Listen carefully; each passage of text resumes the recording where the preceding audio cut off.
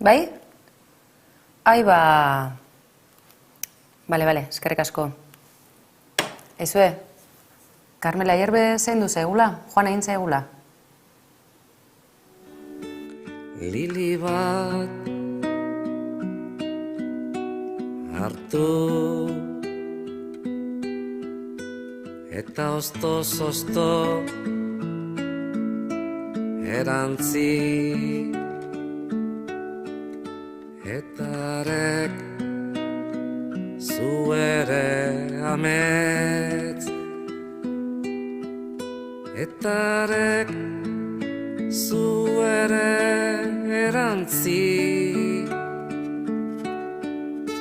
eta oztoz-ozto hartu lili bat eta oztoz-ozto hartu lili bat eta arek zu ere amets.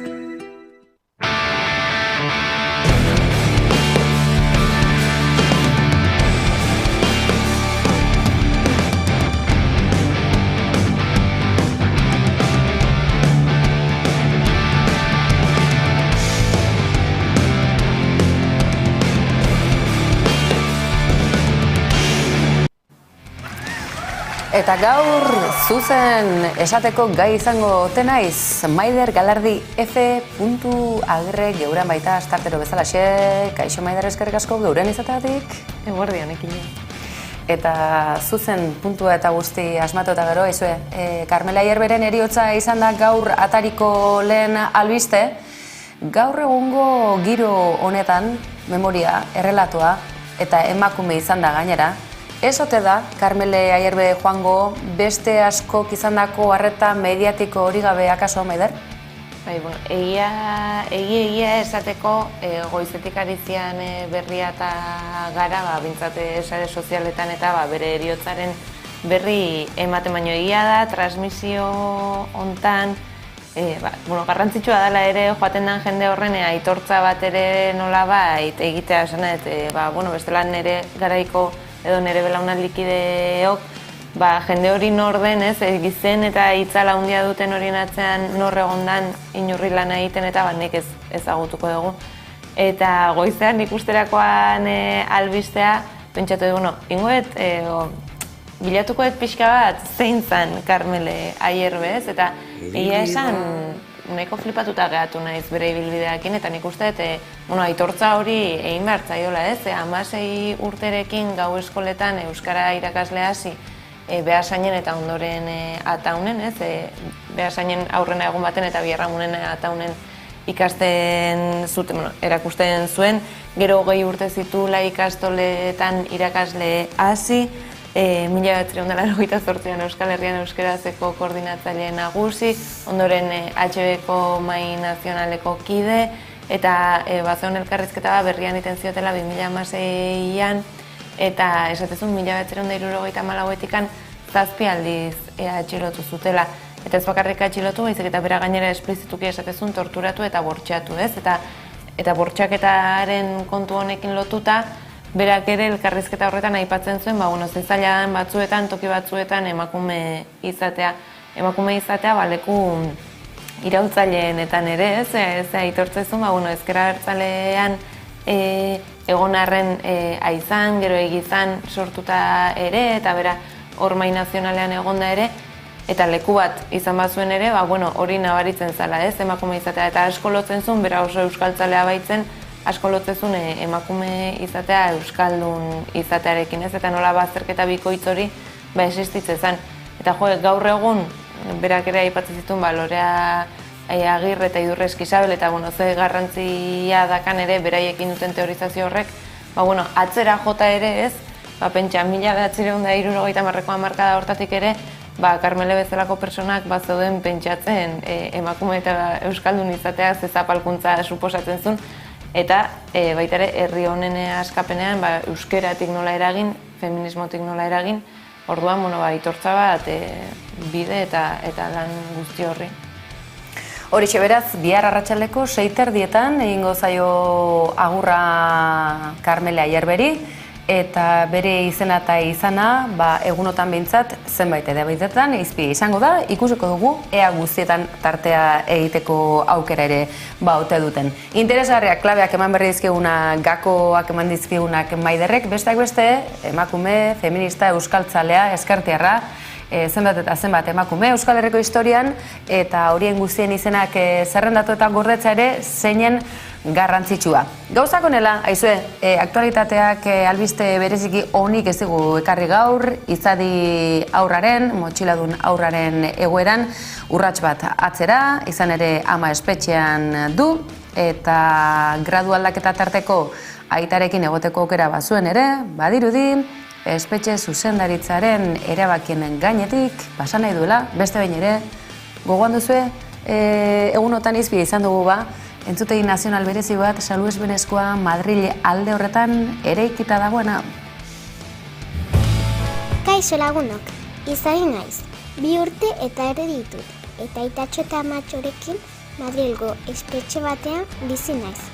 2019an jaio nintzen Barentzean, eta iazko udaberrian Madrilea ekarri gintuzten.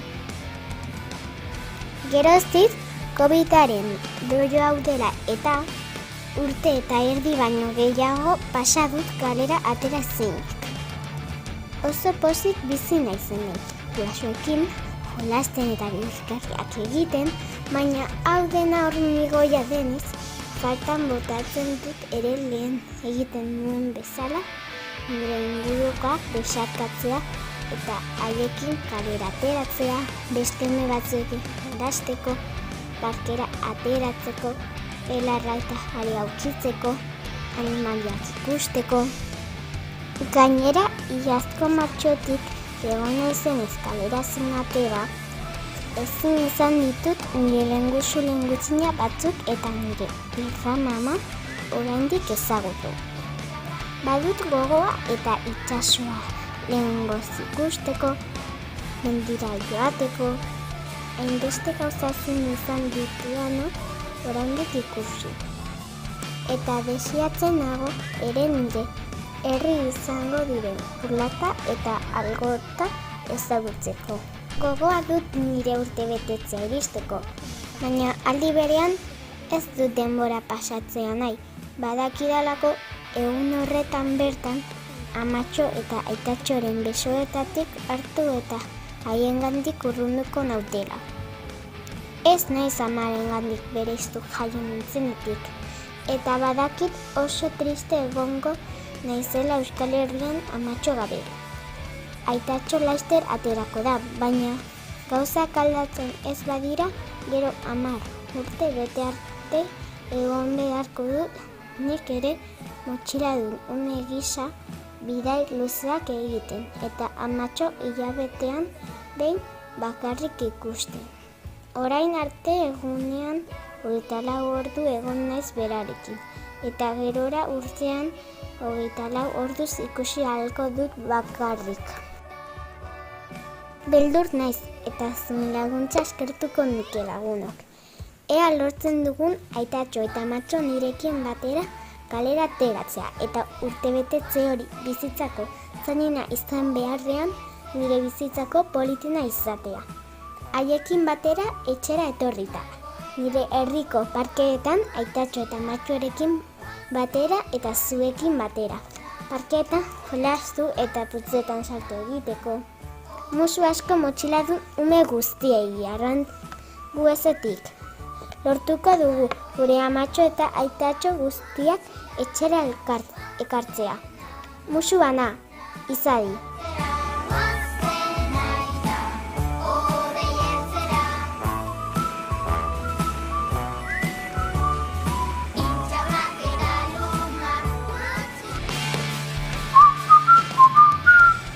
Halako doinuak entzun da, zaila da atzean dagoen drama hori behar bezala ulertzea, baina haratago joateko aukera ere badugu, ezta? Maider, izan ere, aipatu dugu arestian. Erabaki judizialak, ustez, espetxe zuzendaritza bada, gobernuaren zerbitzu publikoen zera egituraketa bat, baina badago beste bat judiziala eta argiki erabilera politikoa duena.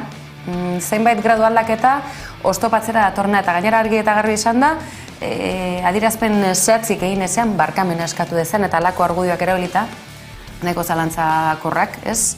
Aspektu juridiko batetik behintzat, nola ikusten duzu? Bai, ez non seguru nori irakurtzen nio, baina estatu estoldak hauek dira esatezun persona batek Twitterren, ez? Albiste hau jakinda, eta nik uste albiste hau ez ostiralekoa jakinda. Eta nik uste pixka bat hori dela, ez? Egia da azken urteetan, eta bereziki azken urtean esango nuke, urrats handiak egin diala presoen gerturatzerako, baina gogoratu behar gera ez dela hori bakarrik, gradu aldaketak ere etorri beharko dira noizbait, eta ikusten ari gara nola pixkanaka lortzen ari diren aldaketa horiek, eta espetxe zuzendaritzak eskaintzen ditun legedia egoki nola aplikatzen duen, Audientzia Nazionala horratzetik izango dela beti oztopo horiek jartzeko. Izatez, ulertze baldin badego, gaur egun ja Eusko Autonomia Erkidegoak baduela espetxe eskumena. Espetxeko zuzendaritza diala gradu horiek proposatzen dituztenak espetxe zuzendaritzara eta gero Madrilen espetxe zuzendaritza kontza jo behar dula, esan dezakegu, bi filtro ja pasata ditula preso horrek bere bergizarteratze prozesurako, ez da. Hau da, hemen apuntatuta ditut Inigo Gutierrezen kasuan bezala, Unai Fanorenean eta aurreko ostiralean Jon Cresporekin gertatu dela, ez? Ematen dira baimen horiek, kondenaren 3 laurdenak beteta, kasu hontan gainera Inigo Gutierrezena dago justifikatuta eta azalduta izadiren amak espetxean jarraitzen duelako eta orduan izadik zaintza behar duelako eta horregatik eskaintzen zaio ere baimen hau 3. graduan. Eta aldiz, nahiz eta prozedura hori bidezkoa izan, legezkoa izan, baukagu hor Audientzia Nazionala beti honen atzetik jungo dana eta beti oztopoa jarriko dituna. Kasu honetan fiskala jarrizun elegitea eta orain epaitegiak, auzitegiak ontzat jodu elegitea eta horregatik buelta atzera. Honek ze suposatzen du? Suposatzen du ere ustez eta azkenean hainbat urte eta gero legedia egoki aplikatzen dela uste dugu, ez? Gu gure buruan imaginarioa pixkanaka aldatzen zaigu, presoen hurbilketa, gradu aldaketak, kalera irteteko baimenak, eta ikusten dugu hau ez dela guztiz horrela, ez? Horrek nik uste ala beharrez eragina duela oraindik ere kartzela barruan dagoen jendearengan eta ezin egon horrek segurazki ondorio emozional eta psikologiko nahiko, kolokan jartzen zaituela. Kaso espezifiko honetan gainera, gogoratu behar gara, badagola aur bat, 3 urtekoa, ezagun ohitua bere gurasoengandik bere izita egoteko, bereziki amarengandik, amak espetxean jarraitzen du zabailan, eta nola azaldu aur horri, aita kanpoan egondan denbora hontan, ezakite 3 aste edo denbora eskaz hontan berriro itzuli behar dula, ez? Ezakit, hemendik urte batzutara konturatuko gara benetan gatazkaren ondorioek duten alderdi emozional eta psikologiko guztiaz eta landu beharko da. Nik uste ala beharrez. Horixe beraz, izadi motxiladun aurraren auzian gertatu den azkena, baina oro har, bizi ditugun garai politiko hauetan, hain zuzen ere, espetxeetako eta gatazkaren konponbidera bidean, eman beharreko urrats horiek, zenbaitzuk nola oztopatzen dituzen. Eta honen arira, goazen pixka bat Zabailatik beraxeago egingo dugu, hegoalderago, ez oso urrun, Trebiñutik pasata, Gaztela Leoi hauteskundeak Espainia ultraeskuinaren gorakada, estrategia ez dakigu oso ondo nork neurtu duen, baina loraldi fascista honek zer ekarriko ote du, zenbait kontu bai behintzat, entzutegi Espainiarretatik. Edo nola ere, goazen, Araba aldera, bertan dugu Gasteizko ekipoa, Araba gaur, aurrera, esti, zer da, zer gertatzen ari da Arabako Burgosko lur okupatu horietan? Otsailaren 13an igandearekin izan dira Gaztela eta Leongo hauteskundeak, emaitza orokorretan PPk irabazi du, baina ultraeskuinaren babesa beharko du. Oso bestelakoak izan dira emaitzak Trebiñun, izan ere abstentzio historikoa utzi dute enklabeko bi udalerrietan, hau da Trebiñuko konderrian eta Argantzonen, eta gainera Trebiñuk Araban integratzeko prozesua bizi berritzeko abiatutako egitasmoarekin kointziditu dute hauteskunde hauek, eta agerian geratu da Trebiñarrek hauteskundeekiko duten interes falta. Hauteskunde autonomikoak udal hauteskundeetatik bereizita ospatu diren lehenaldian, Trebiñuko konderriko herritarren 74,11%ak ez du bozkatu, eta Argantzonen abstentzioa 49,49%koa izan da. Hautetsontzietara deituta zeuden 1508 pertsonetatik, soilik 548 parte hartu dute. EAJak eta Bilduk gobernatutako bi udalerri horietan PSOE izan da irabazle, baina oso parte hartze baxuarekin. Izan ere, herritarren 40% baino gutxiago joan da bozkatzera. PP izan da bigarren alderdi bozkatuena eta Podemosek beherakada nabarmena izan du. Haren atzean, Vox, Espainia Baziada, Ciudadanos eta beste hautagaitza txikiak geratu dira. Hori beraz, Trebiñun izan duguna aste buru honetan, edo gertatu ez dena, ezta? Baina hauteskunde horiek izan dute zer esanik, edo nola ere, egoera hori nola labur bildu, badirudi Voxek alderdi popularrari tokia kendu nahi diola, baizue praktikara eramaten hasi dira, pikareska honezkero argi, Nafarroa Herriberara ere heldu dela, ikus dezazuen irudi hori, berehalakoan lankide jarriko digutena izan ere, Tuteran gauza bitxia gertatu da, benetan interesgarria, Diario de Navarra edabide euskaldunak pikareska kontuera izango dago. Bueno, hor ikusten duzuen, zer gertatu den Tuteran omenaldi bat bazutela, eta alderdi popularrak utzetako lore sorta hori, badirudi ordu batzuen buruan, magia tarteko Voxen xingola eta guzti agertu dela. Tira, horrek ere zer esan eman du, edo nola ere, Nafarroan segituko dugu, baina guazen bestelako kontu batzuetara. Halako kontuek auzolotxa eragiten baitute, kezkatzekoak ez balira.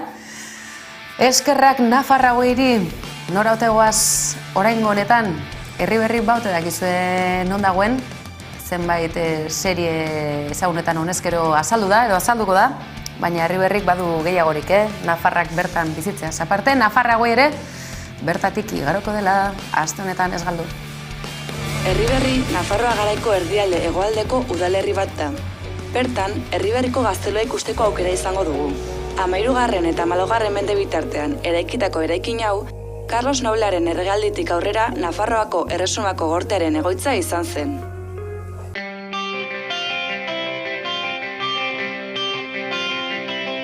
Egun argia gaurkoan, zein berri dugu oraingoan.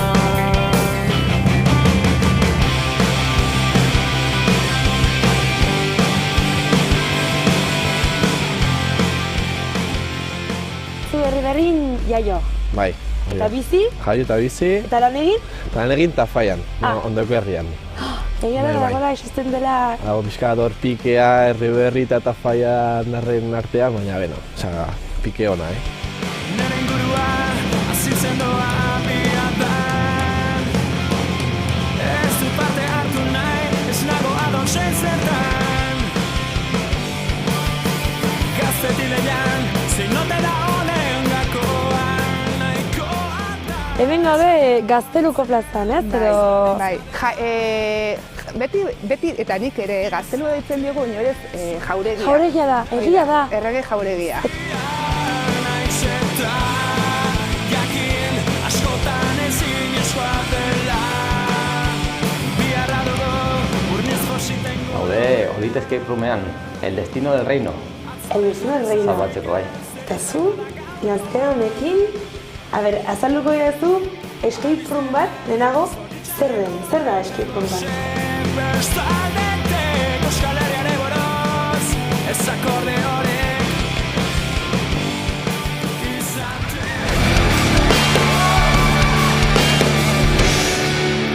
Laxe, aste honetan aitzakiarik ez duzuela, herri berri aldera joateko, Nafarrauei, Hamaika Telebistaren eskutik, COVID-ari buruz hitz egin nahi genizue, baina gure pena handirako denboraz justu gabiltza, beraz, gaurkoan COVID-ataz ez ditzuegu hitz egingo, baina bestelako kontu buruz bai, izan ere herri berritik, goazen Lapurdi aldera, izan ere ustaritzen geuretik sortuak ekimenaren, egitasmoaren aurkezpena egin berri dute, ez egitasmoaren berri emateko baizik eta egitasmoak eman duenaren berri emateko aizue. Ez da nola nahikoa, udalbiltzak sustatuta, Euskal Herriko sortzaile ugarik, Euskal Herriko txoko ezberdinetan barreiatuta, euren sorkuntza nola eraman duten aurrera, garatu, eta orain, bigarren txanda, zein da?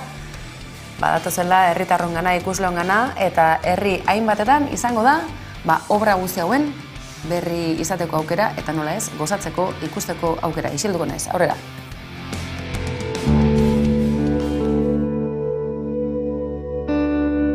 Geuretik sortuak udalbiltzak sortutako kultura proiektu bada. Euskal kultura eta euskal sortzaileak sustatzeko helburuarekin abiatu zen euskal kulturaren egoera larria zela ikusita, eta are gehiago COVID-19ak eragindako une honetan.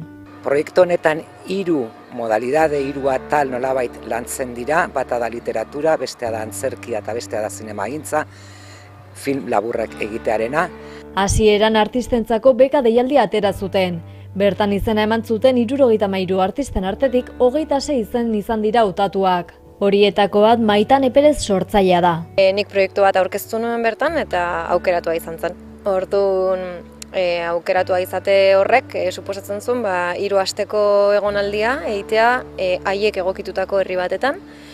Eta bertan aurkitutakoarekin edo bertan, ez dakit deskubritutakoarekin, horrekin artelan bat edo sorkuntza prozesu bat garatzea.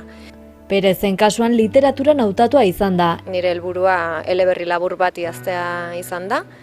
Eta egokitutako herria 12 bilabona izan da, orduan bertan egon nintzen 3 astez bizitzen, sakon gainera, eta jasotako gauza guzti horiekin eleberri labur bat idatzi dut leku bat omen zuen izena duena.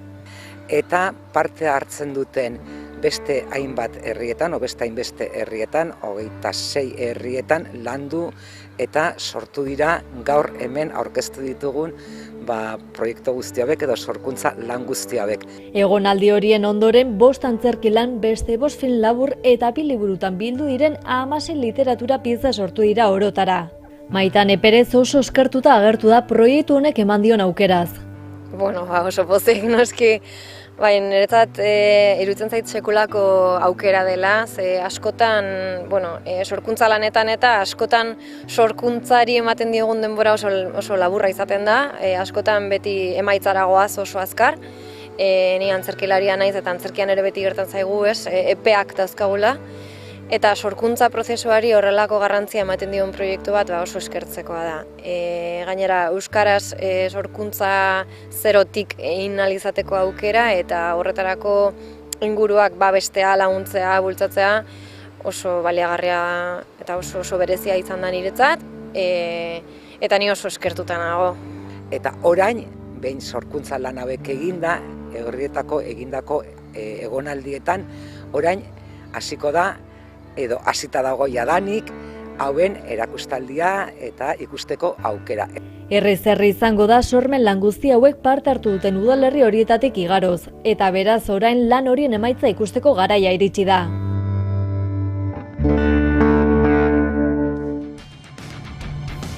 Ederra geuretik sortuak, jakin Hamaika Telebistak sortzaile guztiak banan segitu dituela, eta beraz hamaika.eusen sartuta ere baduzuela berri gehiagorik, eta obra edo sortzaile bakoitzari dagokion kapitulutxoa ere bai asko dagolako ikusteko, sare sozialek hori dute, ez da, nahi eran hor duzu guztia.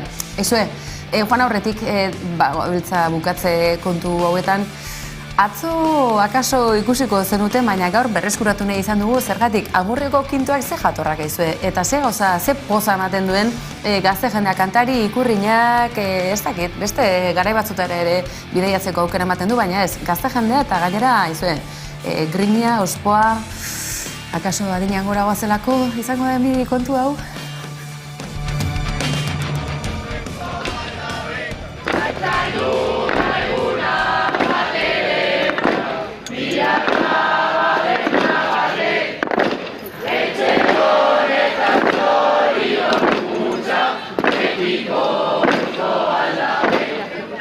Badakigu antzinean joaten zirela mirira eta orduan egiten zurten agur moduan festa bat.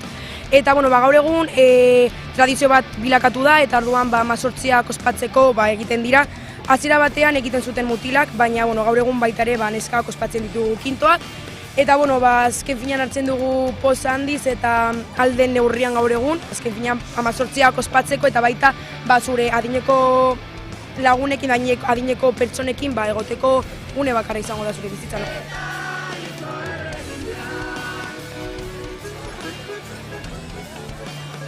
Azaroan edo, uste dut azaroan lehenengo bilerak eduki genituela eta gero udaletzera joan ginen eta entzaioak hasi genituen porque Marcos, esango dugu, Marcos eskerrik asko entzaiatzagatik.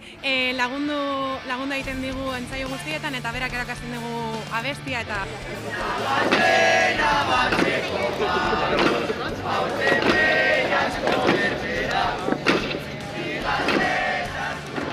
lauko festa beti egiten da lau egunean, Santageda bespera delako.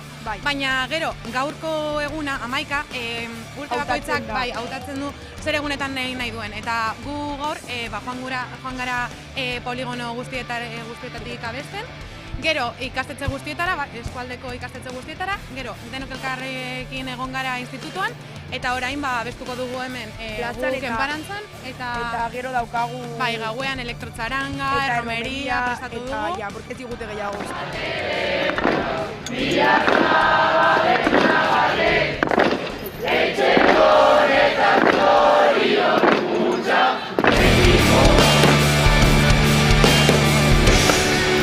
Hemezortzi urte horiek, urrezko garai horiek betiko joaten ez direnak sekula, ez pentsa. Betiko joango ez dena eta gaur joan aurretik aipatu gabe utzi nahi ez duguna izan ere, Maider Galardi F.Agirre, aizu. Zuk uste duzu benetan pentsa dezakegu sistemak emakumeok geure burua juzupean edukitzeko, askotan kaltetan hartzeko, geure buruengan sinisteko, egiten dugunaren ia 99,99 ez dela gauza ona. Uste duzu halako zerbait badagoela sistemaren baitan? Bai, absolutamente bai. Maiderrek esan du, baina baita Emma Thompsonek ere eta gainera mundu erdiaren aurrean bintzat edabideen 99%aren aurrean bintzat bai, ez da aztekoa, ekoizle, aktore, estatubatuarrak honezkero bere pentsamenduak inolako mugari gabe plazaratzen dituela eta azken horretan ere alaxe egin du. Beraz gaurkoz, agur esateko txalo bero bat, Emma Thompsonentzako, eta honekin gaurkoz agur, badakizue kontez kolpea saiatzen garela froga fase hau gainditzeko bide luzonetan, egunero hemen txizaten eskerrik asko, berarte, aio. Certainly women have been brainwashed all our lives to hate our bodies. That's the fact of it. And everything that surrounds us reminds us how imperfect we are and everything is wrong with us. Everything is wrong. And you need to look like this. So you try standing in front of a mirror, take your clothes off, don't move. Just don't move. Just accept it and don't judge it. It's the hardest thing I've ever had to do. So, I did something I've never done as an actor.